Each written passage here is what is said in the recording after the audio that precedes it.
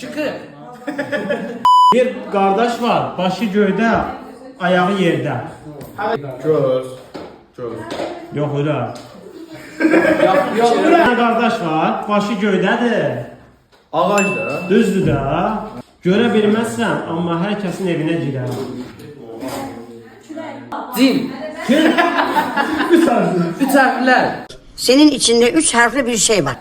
Hava. Düzdür. Bax bura, Gaspadin bura bax. Ha. Hadi. Yeməz, içməz, danışmaz, amma hər şeyi xəbər verər. Şıkı. Həm də bu ahəng qanununa tabi olur. Ahəng olmalı. Hadi şıkı.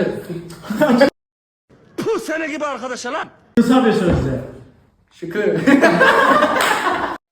Yemez, içmez, danışmaz ama her şeyi haber verir. En çok biz istifade ediyoruz. Şıkı. Yok. Yaxşı da. A few moments later. Yeməz, içməz, danışmaz, amma hər şeyi xəbər verər. Düzdür. 100 yemi var, amma heç vaxt Hələ qırardan deyil. Şıkı. yox.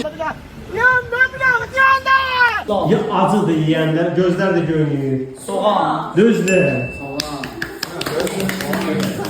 Sonuncu yer. Aha. Çox danışar, amma dili yoxdur. Şıkı. Şıkı.